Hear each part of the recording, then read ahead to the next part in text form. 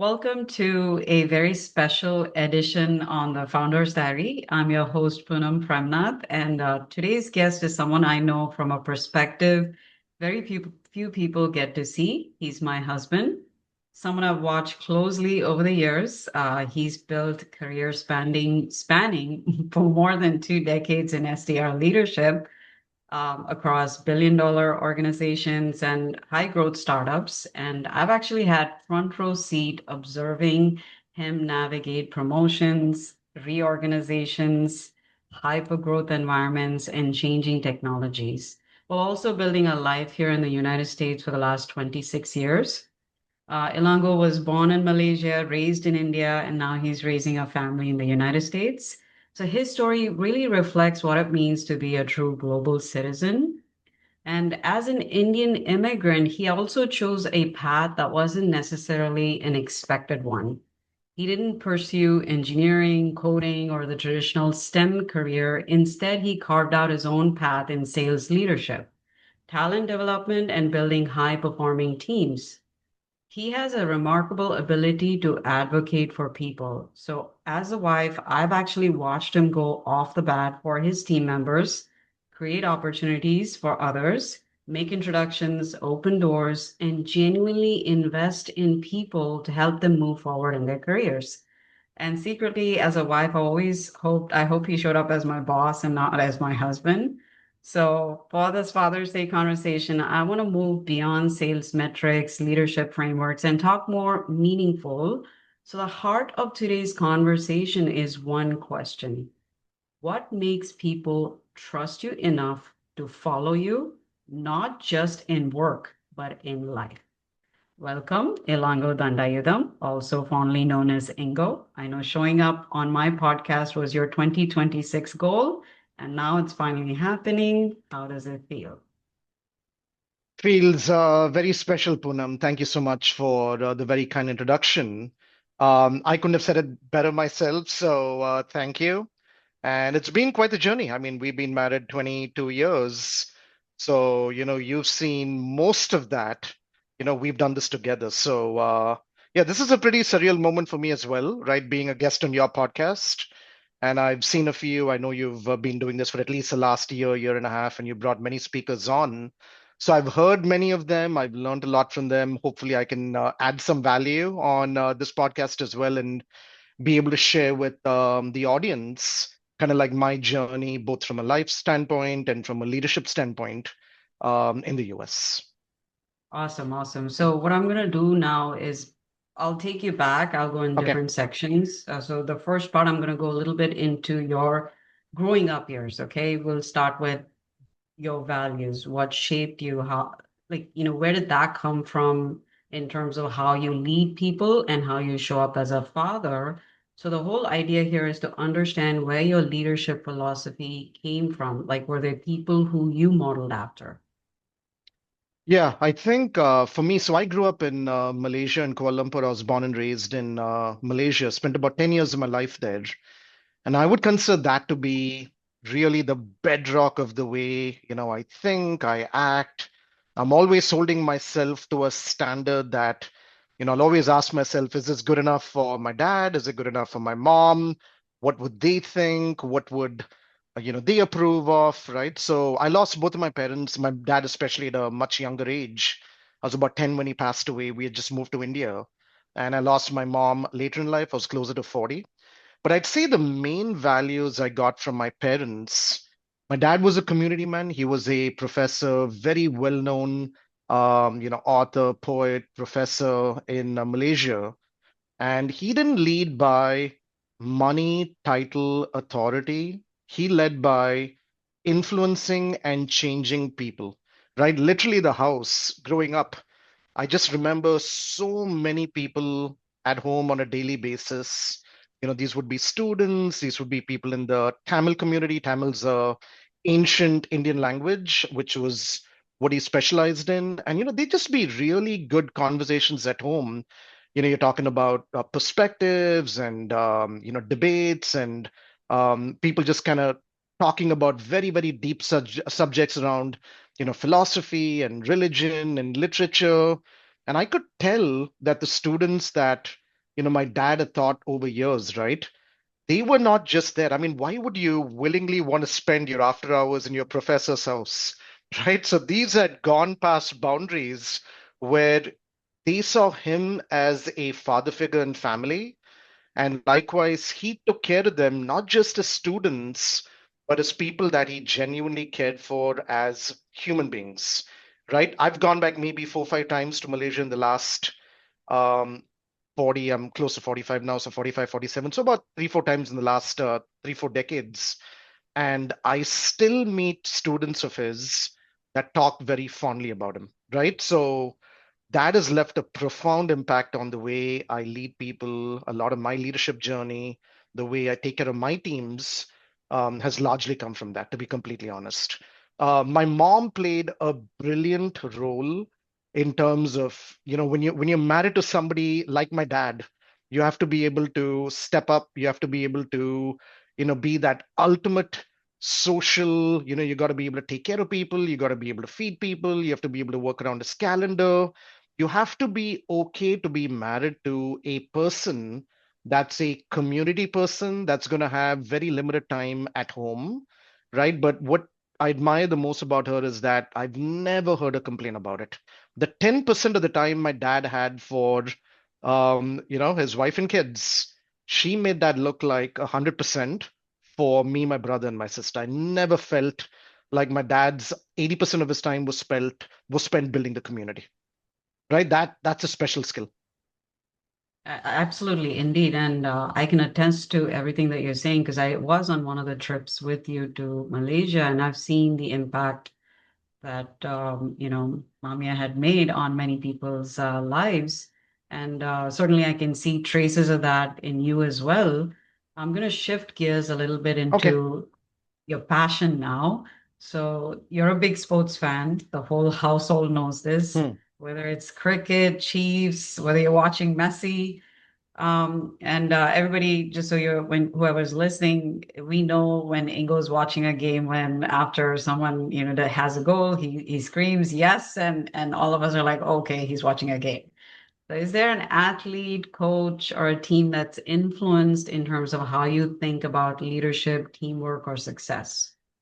Yeah, that's a good question. I think there's so much of a blend between sports and music and real life and leadership and career, right? All of it kind of blends together, right? It's very hard to say the lines in sports ends here and your life and your career starts here. For me, it's all kind of rolled into one, right? That's my personality, right? And I take that to work every day. I'd say it's more than one, Poonam, right? Because I love many different sports. I've always loved track and field. So track and field for me, Usain Bolt from Jamaica, right? He's one of my top athletes. I've always liked the fact. So I'll tell you what I like about each of these athletes. For me, Usain Bolt has always defied the odds. You can never write him off. The minute you write him off, he's going to come back and prove you wrong, and he's going to show you again and again and again why he's a top class athlete. And to do that consistently year over year in a sport like 100 meters or relay, that's really hard to do. Mhm. If I shift gears then over to cricket, and obviously cricket's massive in India, right? That's the sport that we worship in India. Mahendra Singh Dhoni, or MS Dhoni, as he's fondly called, the best captain in India ever. His special skill. He is all about putting the right people in the right place at the right time. So he is India's most successful captain, not because he came to the field with, I'm the captain and I need everybody here and everybody doing what I tell you to do. He has a way to be able to build respect and build trust without people really. It becomes part of your subconscious when you're like, oh, yeah, if Dhoni is doing this on the field, there's a reason why he's doing it. And he can bring out talent and potential in people that they didn't even know they had. So that's Dhoni, right? Then I jump into Messi. And, the World Cup's going on in the US, obviously, right now. So Argentina just played the first game, I was wearing my jersey. I mean, Messi at this age, his sixth FIFA World Cup, 24 years of doing this, right? scores a hat trick. That's like literally the one thing he hasn't done because the only thing he hadn't done before this was winning the World Cup for his country, and now he wins a hat trick, right? So here's a guy again that is constantly amazing you, and age is not a factor. It really is not, right? When you're passionate about something you want to do, age is just a number, right? So I'd say those would be the three, and then of course my favorite, Kansas City Chiefs, Patrick Mahomes, Andy Reid. What I love about Patrick Mahomes, and yes, I was a Chiefs fan even before Mahomes, is I think it's the whole culture. And I'm a big culture champion, right? Starting with Brett Veach and starting with the owners, right? The Hunt family, Andy Reid, the coaching staff, the way they take care of their people and the culture they build, right? Whether your players are at their peak or they're having a tough season or two, you're not dropping your people. Your people are your people. You're going to work with them, you're going to coach them, you're going to develop them, and you're going to work through whatever deficiencies they have in order to better prepare them for the next season. So Mhm. it's multiple sports, and I think all of these, even for me, I wasn't watching all of this to be able to take this into my career and my leadership journey. I think at some point it just kind of blended into who I became, if that makes sense. And then when I look Yeah. back now, I'm like, oh yeah, I do this because of this person. I do this because of this person. It's easier now for me to do that, reflecting back. Yes, I see that because I have seen that knack in you where you suddenly see someone, a raw talent, and even movie stars. I've seen movie stars where you've said, hey, this person is going to be a superstar. You have that ability to see that in people before it actually shows up in reality, right? What was that movie star? I cannot remember the name. Was it a Uh, Indian movie or a English movie? yeah, the Tamil movie Vijay? star, Vijay. I think Vijay, who just Vijay. became the CM of Tamil Nadu? Yes, yes. I think you spotted that talent in him even before he That's correct. And we exploded both went to to the the level same that. college in India as well. That's right. And you've built and led teams across different companies, different generations. And I see when you're building your team, traces of all the things that you just shared about, things that you've learned from your sports athletes and things like that. What do you think makes people genuinely trust a leader? Because for many of them, as you said, they focus on authority. Some leaders focus on results. But you've built strong teams based on loyalty and engagement. So what do you think that creates that in a corporate environment? Yeah, and that Poonam has shifted over time because when you've done this over 25 years, you've dealt with different generations, right, in the workforce, and the value system is different. I'll tell you the three or four consistent things that work across any generation, including Gen Z, because where I'm at currently, 85% of my team would be Gen Z, right? Straight out of school, first job out of school, right? This is their first foray into corporate America, right? So what I tell them is the four or five things I'm going to bring to the table, right? Because I want this to be a really good working experience for you. This can be your make or break when it comes to how you're going to be perceiving your career ahead of you, which is like 25, 30, 35 years, right? So I'd say number one is whatever you say you're going to do, you have to follow through, right? You do not have to say things for the sake of it because it sounds good, right? You tell them what you really believe you can do, follow through whether you can or you cannot, right? Even if you cannot do it, at least give them the feedback that, hey, here's where we are in the conversations, here's where I'm, struggling with trying to get approval, but we're about 80% in, give me another 3 or 4 weeks. I think people appreciate transparency as being the number one thing, right? Second is hear them out, right? The hearing them out has never changed, whether you did this 10 years ago, 20 years ago. Why do they all do what they do, right? Why they in this job? Where do they see themselves in 2 years? Where do they see themselves in 3 years? But it's not a one-off conversation. It's actually a conversation you have with them every 90 days. So every 90 days, when I do my check-ins with my entire team, I'll say, hey, 90 days ago, here's what we talked about. Here's where you were, here's where you wanted to go. Is that still consistent with your values and your life circumstances, or has something changed? Because if something has changed, let's you and me together work on what we can do to be able to get you to where you want to be in the next 2 to 5 years. So I think that constant communication is very, very important. I'd say the third thing, Poonam, is, and this is going to sound a bit cliched, but it really is the culture, right? People stay for who they report to and their leaders and the corporate culture. That to me trumps money and salary. It's probably the number one factor. Money and all of that comes second. But if you can come into work and feel like you're doing good work, you're being valued, you're being appreciated, right? Your leader is not taking credit for any of the work that you're doing. Like you're doing the work, you're getting the credit, you're getting the kudos, and it is being shared at multiple leadership levels. People want to feel good about the work they're doing, right? Because we all need, at the end of the day, some level of recognition. The last thing I'd say, Punam, because you're three or four, right? I'd say the last thing is um, be human first. Even more important in today's world, because you don't really know whether a human is talking to you, whether a bot is talking to you, whether this is an AI agent. I've always been a very human first leader. So if anybody asks me what is my number one skill and how I've been able to lead teams successfully, it's by being people first, right? Mhm. You want to know them, you want to hang out with them, you want to know their families as much as you can. You want to understand them more than just them being a part of your team driving a number. So even today, some of my best relationships are former bosses, former people who've worked on my team. I'm never going to miss the opportunity to pick up the phone and talk to them, help them, counsel them. They help me. We share ideas. We'll hang out if I'm traveling. I'll go catch up and go have a meal with them. Relationships matter. That's the most important thing in leadership and in your career journey.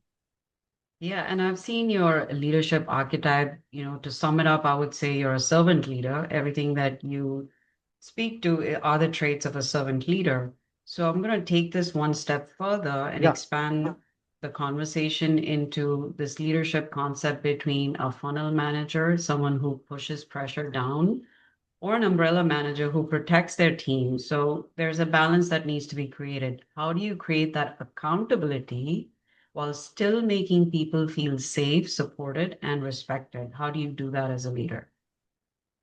It's not easy. I'll say that, right? Because there are a lot of fights that you have to have in order to be able to protect your team, right? Because you're going 2 levels above you, you're going 3 levels above you. You know the things that you need in order to make your team be even more successful. You've got numbers to hit. Like you said, I'm a sales leader, so we have numbers to hit, we have quotas to hit, we've got certain goals that we are measured by.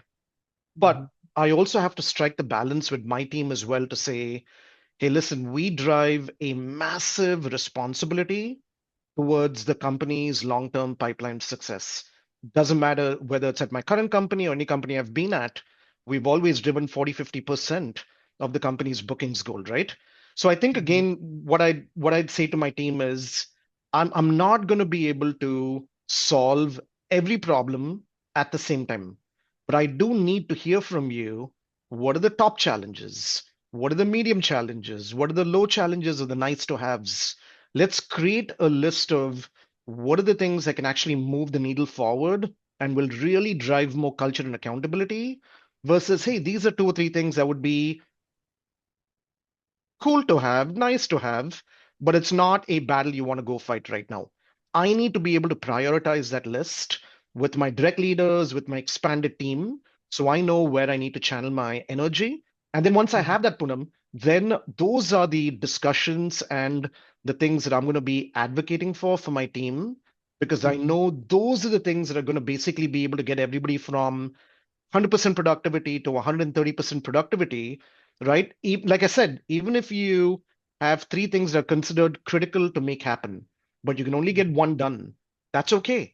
At least get the one done. Go back to your team and say, here's where we are on the other two. I couldn't get this done now, but here's the status. Here's some continued conversations I'm going to be having. It's not the end Mhm. of the road. We'll keep working on it. I think people appreciate the effort as opposed to the final outcome? Did you at least try to make a difference? Yeah, that's the part about making the employee, I'm sorry, the people that work for you, making them feel seen or heard and providing them the support in terms of the challenge levels, as you said, to break it down and giving them all the tools, necessary tools and support, and giving them also a roadmap and a clear way for them to progress from maybe step A to step B. And I see this a lot. Like Amazon talks a lot about having an owner mindset, right? Seeing a problem, taking responsibility instead of saying that's not my job, right? How has that principle influenced your career, your leadership style? And is that something that you try to teach maybe to your daughters as well? So this, can you elaborate a bit more on the principle? Hmm. Yeah. Do you apply some of that principle, or do you encourage your team to own up to a principle like that, and maybe expand that more into how do you take that with your children as well?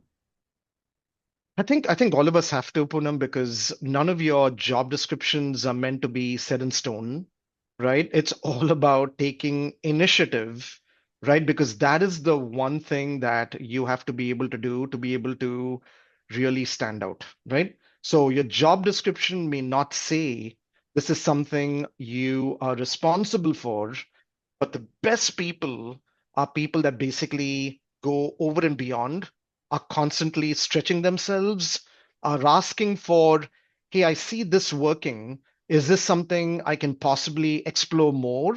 Or is this something I can probably broaden out to the entire team? So I'll take it on two angles, one from a work standpoint, one from a personal standpoint. From a work standpoint, we highly encourage it. We have we have a set of people within our team that we call like our seniors or our team leads, and we assign them certain stretch responsibilities that we have seen in them, and we're like, hey, you're really good at this skill. That skill may be, hey, when you get somebody on the phones, you have a really good way to be able to ask very deep discovery questions, build a really good human connection, and you're able to move that into qualified pipeline for our account exec, for instance. So we would say your stretch project is understanding how do you do what you do? Like there's a special skill you've got. And once they break it down and they understand the mechanics of the science behind it, then we say, okay, now we're going to expand this best practice over to a smaller team, a bigger team before it becomes muscle memory for the entire organization. So, like I said earlier on the podcast, part of my leadership style is to help people discover certain traits or talents in them that they didn't Mhm. even know they had, which is true for me too. I had a lot of leaders that I'm in this path because certain leaders saw certain things in me that I didn't know I had, right? So a lot of this is just paying it forward and learning from those life lessons. For my kids, as you already know, I'm pretty hands-on, right? Very, very hands-on as a dad, right? So I think with me, what I'm looking for is those certain sparks of if you so I think some parents would say meet me halfway and I'll meet you halfway. I think for me it's like if you even give me 10%, I'll give you 90%. I just need you to tell me or show some level of initiative or ownership in terms of what it is you're passionate about, what it is you want to do, be it work, be it travel, be it making a plan, be it celebrating an event. Just show some level of ownership and excitement around it, and I'll take the rest from there, right? So that's constantly what I'm looking for in the kids as well is just that spark. And once that spark lights up for anything, then it's our job to be able to nurture that and make that a reality for the kids. Yeah, no, absolutely. I 100% agree with you. And I like the way you are, you know, teaching people how to see things in themselves that they didn't even know that existed. I guess that's the part of a mentor or coach. That's what they do. They open doors for you that you didn't know that existed. And part of the reason, whole thing is to be able to have that initiative to reach out to someone or to say, hey, this is what I'm interested in. This is where I would like to take it forward. I need some help. So I guess some of those foundations help. So I'm going to switch gears. I know I touched on Amazon because I like the leadership model that Amazon Yeah, has. Jeff Bezos, very impressive. uh, yeah, he basically has this leadership concept called strategically patient but tactically impatient. Okay, and how has that idea shown up in your career? Like when it applies to parenting, right? The whole idea here is how do you stay focused on long-term goals while still taking everyday actions? You gotta have a lot of passions and hobbies outside of work. It's a long career, right? So you have to make sure that you don't burn out too soon.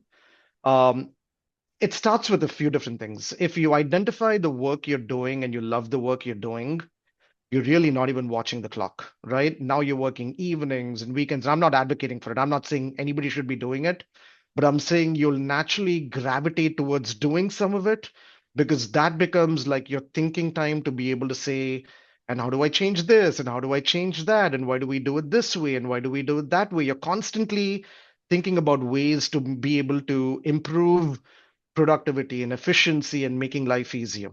I think the balance comes, Poonam, by again prioritizing where you want to spend your energy.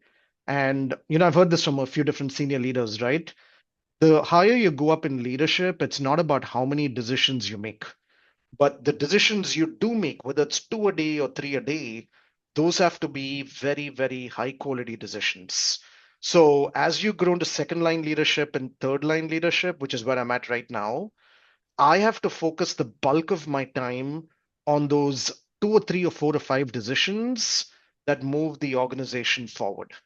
The numerous decisions that need to happen on a daily basis, I've got a very, very capable frontline leadership team that I trust, right? One of the key components of being an effective leader is you got to trust and you have to be able to delegate. Allow them to make their mistakes. If they make their mistakes and they need to come back to you and you guys need to talk through it, go back and make it. All I tell my leaders is don't make the same mistake over and over again. Make a whole bunch of new mistakes. So prioritize, figure out what's important to be able to champion for your team and your life. Third, have a way to be able to completely decompress and get away. And that can be through music. I love music. I love eating out at restaurants, love traveling, sports, have all these different ways to be able to detox, massages, which we love together. Those are all different ways to be able to just get away and create that sense of balance. Mhm. Right. Otherwise, it is going to be tough to maintain peak performance without burning out too early. Absolutely. No, maintaining peak performance, I can attest to that too. So I know what it means to consistently show up over and over again and be at your peak. And some of the other things that you mentioned, like, we love concerts. So I know what you're, going out to Yeah. music, meeting people, going out to restaurants, travel, all of these shifts and changes your perspectives in a way so you're able to recharge and come back with new set of ideas that can help you move the needle forward. As you said, the one or two decisions that will help you move the organization forward. So I'm going to move a little bit into your Okay. fatherhood. So does becoming a father change your definition of success? Like what matters to you today that might have not mattered to you earlier in your career just because you're a father now? Yeah, and I think for me, the fathership journey has been equally beautiful, if not more. And for me, funny story, Poonam, you already know this, but I'll mention this to your audience. I'd always manifested having two girls, right? So when we ended up having two girls, right, I'm like your perfect, whatever you call it, right, girl dad. So I love it. I think every moment over the last 18 years plus of being a parent, a dad has been life-changing. Um, what it what it's taught me about leadership, right? The one thing that fatherhood can teach you that leadership cannot is you have to be able to connect with people through influence, right? You have to be able to connect with them at a human level, right? Because your kids are not going to do what you tell them to do just because you tell them to do something. It's not going to happen that way. You have to be able to connect with them. Again, build your trust, build credibility, set a good example. They have to look up to you, right? And then you've earned their trust to be able to say, now, how about we do some of these things that, can help you, can help me, can grow your career, can impact your life positively, but you have to earn the right to do it. That is true when you're a parent, and it's true when you're a leader. Mhm. Did I answer your question or Yeah. did I go slightly off tangent? I'm not sure. Yeah, no, that you touched on building trust with them, but I wanted to go a little bit more into definition of success Okay. in general. So if you can touch on that. Yeah. I don't know, Poonam. I think for me, being a father hasn't made me more or less successful at work. I think because I carry a lot of passion into the work that I do naturally, right? I think where family and being a parent helps is Mhm. your kids are watching you enjoy the work you're doing, right? And now success means they go find work that excites them, right? And that is where they want to go make a difference. So it kind of blends into that being a success when your kids find that passion. Second is they want to be able to see you balance all of it, right? And still be good at it. Again, for me, having lost my dad at a very young age, when you're 10 years old, that's the peak time, right? Because the first 8 or 10 years is busy time with the kids, and then the 10 to 18 is a lot more, conversations, you're hanging out, you're doing stuff together. That's a very tough time to lose your dad, right? And I think I told myself when I became a parent, life is way too, I mean, we all know this, right? It could all be over a minute from now. It could all be over 30 years from now. We don't know that. But the time Yeah. we have, it's not about how much time we have. It's about the time you have. Make sure every minute and every second of it counts. Make every little thing a celebration, right? I know sometimes I'm like, why are you making a celebration out of that? Because I'm like, no, that moment has to be celebrated because when you look back 10 years, 20 years, 25 years, the only thing you'll remember are these memories. There are only a few things I remember of my dad, but those memories are just simple, simple things, that he would do for us. And that's a routine, right? Certain things that I knew he would do no matter what. He would always do that week after week after week. That is what has stuck with me. That consistency, right? Showing up for your kids consistently. They have to know that no matter what, dad's going to drop everything and be there for you if you need it. But if you don't, good to go. You do what you're doing, dad's going to do what he's doing. Right? I think that is what I've always tried to do is be there for the kids consistently all through their lives. Yeah, I guess in, you're defining success in terms of, the influence you would have on people and how their life shifts as a result of you being a part of their lives. So I think that's a very beautiful definition of success, which I admire a lot about you. And I know about the celebrating every moment because we host a lot Mm. of people. We end up having a lot of parties all the time for these simple moments to create those memories that builds a level of belonging, community for our children. So I think that's a good part that you touched there. So let's go a little bit into some of your lessons, right? When you talk, when your daughters look back years from today, what do you hope that they would remember most about you? It's not necessarily what you achieved, but how you made them feel, right? So you work with a lot of ambitious people who are trying to grow in their careers, and now you have the FIRE movement. So, what is that one piece of advice you would give to someone who wants to advance professionally, but at the same time, you don't want to sacrifice your values, your family, your well-being along the way, right? So what are some of those things that you would share? Not just to your daughter, to everybody too, right? Yeah, I'd say find a space where your natural style and your work style all blend into one. Like if you're trying too hard to fit into some place, but that's not naturally who you are and what brings out the best in you, that is probably not where you want to be spending your time, right? So you want to be able to do that. Second is save and invest. I mean, the power of compounding is real. And, you and I were immigrants to the US. It's a little bit harder when you're the first immigrants coming in because you don't have much of a base or a foundation or even advice or counsel because you're figuring it all out as you go, right? The kids out here, our kids, and also everybody who's born out here to immigrant parents, you already have a lot of that stuff already figured out from your parents. They've gone through a lot of those struggles. Leverage the heck out of it. Invest early, save early, let compounding work for you, build financial independence as early as possible, because then you've got the option to say, is this truly what I want to be doing for 30, 35, 40 years of my career? Or once I get to a point where I'm financially independent, am I okay to then go pursue my second innings, my third innings, my fourth innings? And each of them is very, very different.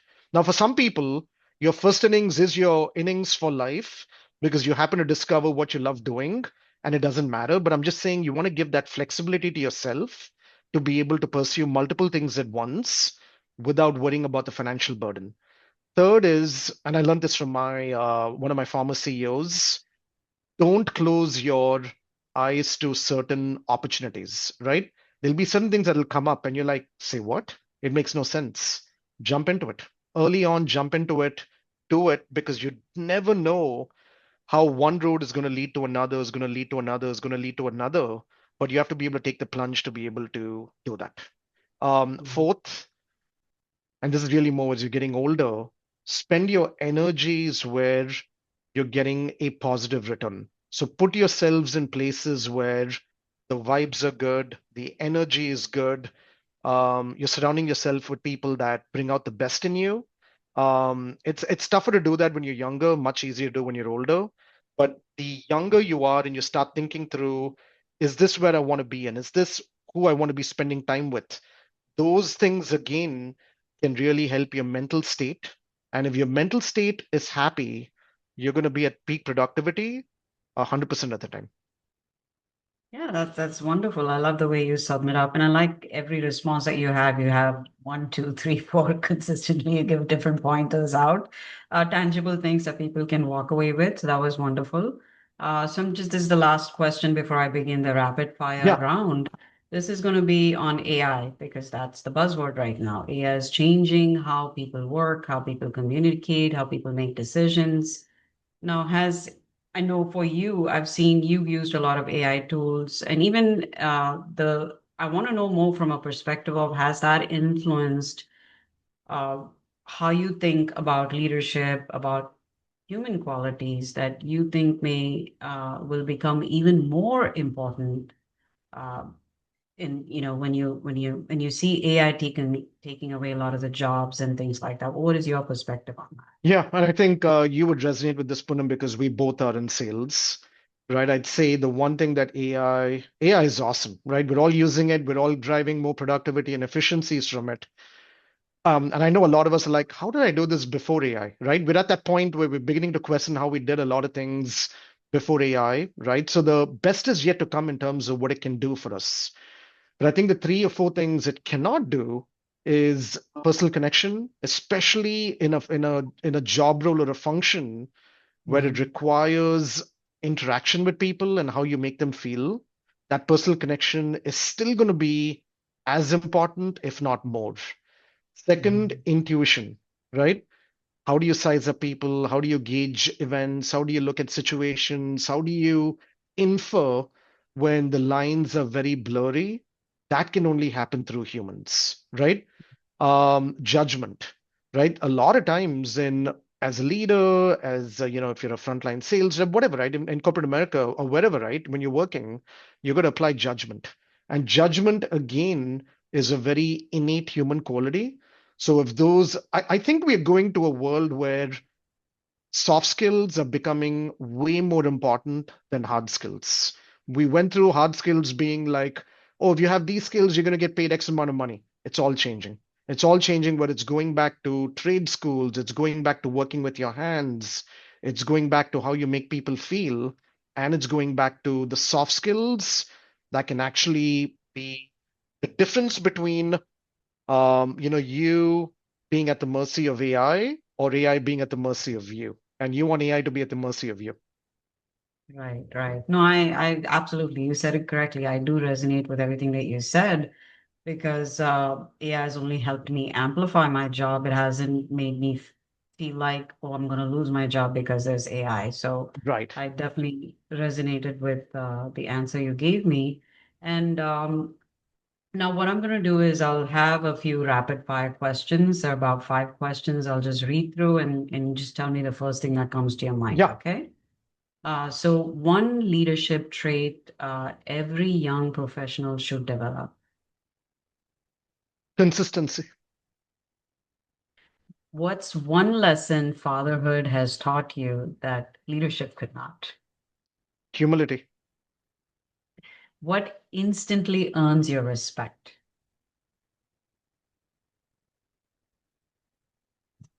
following through on what you said you're going to do.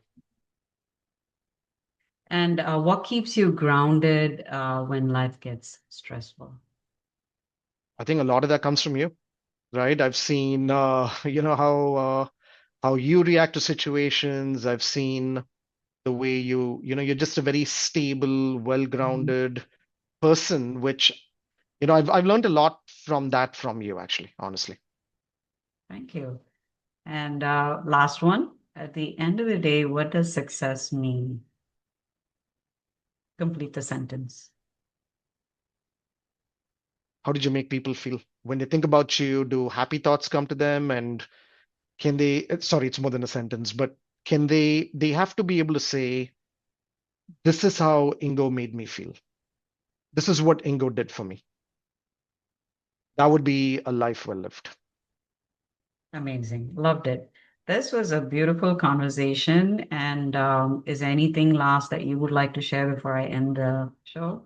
No, I'm honored to be on. I know this is in celebration of Father's Day. Like I said, I've been hearing a lot of your podcasts, and I know you've brought in like very different people from very different backgrounds. They've all been very interesting. So look forward to this journey that you're on at the moment, and best luck to you as well as you continue this journey forward and help inspire and build the community further. Absolutely. No, thank you so much. This was a wonderful conversation. And we actually have a beautiful weekend planned out for Ingo. We're actually going to Orlando right after this recording. And, if you like this episode, please subscribe to the channel and leave a comment. Encourage us with your likes and share what did you like about this episode. And, that gives me fuel to keep moving forward. And thank you again. Bye for now. Thank you.